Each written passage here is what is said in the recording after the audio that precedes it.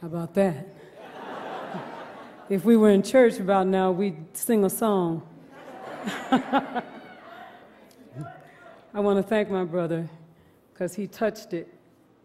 There's a certain ring for truth. When truth comes, something resonates inside of us. I thank God for truth in this atmosphere right now. Let me contextualize this. I'm an African-American, same-gender loving female clergy person. It's a series of oxymorons. I'm acculturated in the African-American Pentecostal Church. This is the church, by the way, of Reverend Deborah Johnson, but also the church of one of the greatest queens that has ever lived, Sylvester. And what I'm happy to say is that I can sing, dance, and lobby.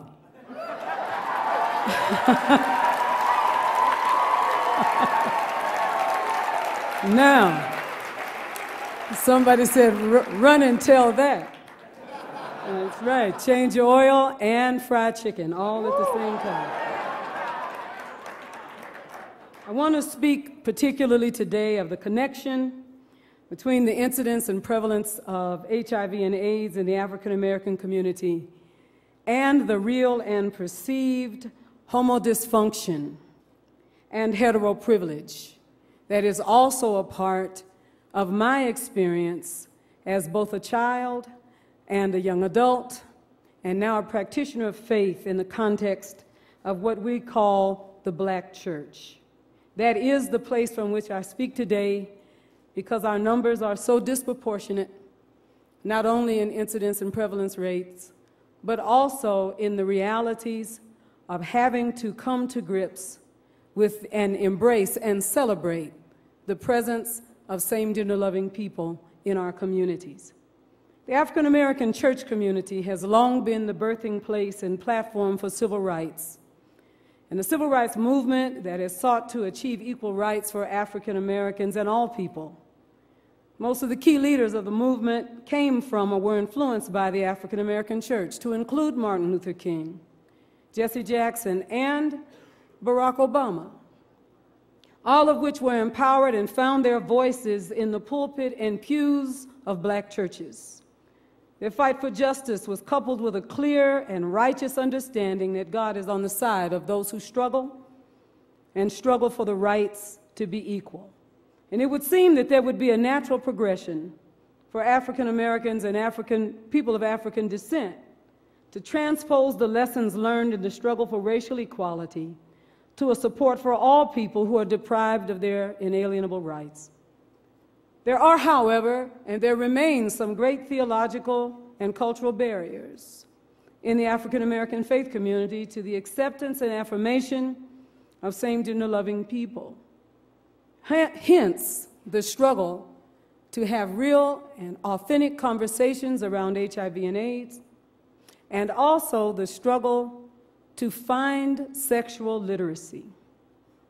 We have seen evidence of this recently in the issues that have occurred around Proposition 8, real and perceived, and those propositions designed to support equal marriage and adoption rights.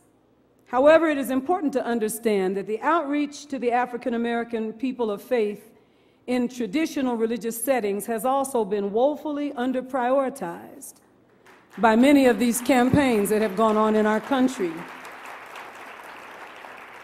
The existence of, or the importance of the African American faith community is not an issue, however, for the religious right.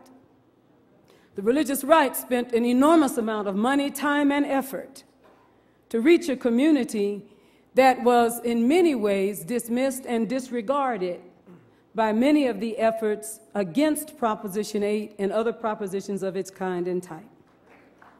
Outreach must be done now, without the specter of an impending election cycle.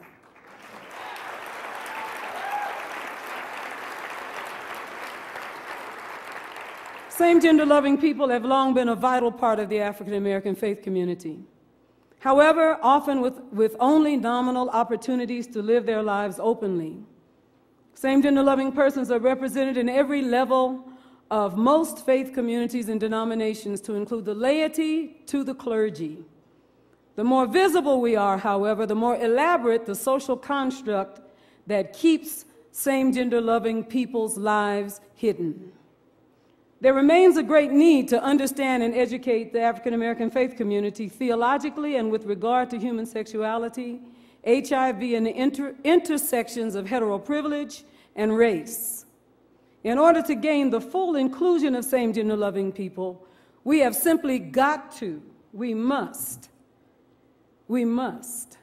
reach out to the families and the people who are a part of these communities without having pejorative assumptions about their intelligence, about their contributions, and about the depth of their faith.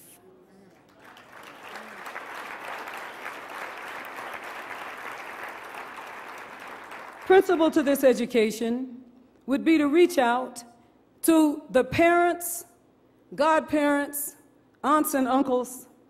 Everybody in this room has a name somewhere in your heart of someone who stood with you, sometimes against your parents. Sometimes they were your parents. In fact, as an aside, I'd like for you, if you can think of someone who stood with you and held your hand when your theology and theirs was as different as East is from West, but they held on to you because love was greater than theology. If you can think of a person like that, speak their name into this atmosphere. And now, maybe for the first time in all of our lives together, let's clap our hands and applaud those people.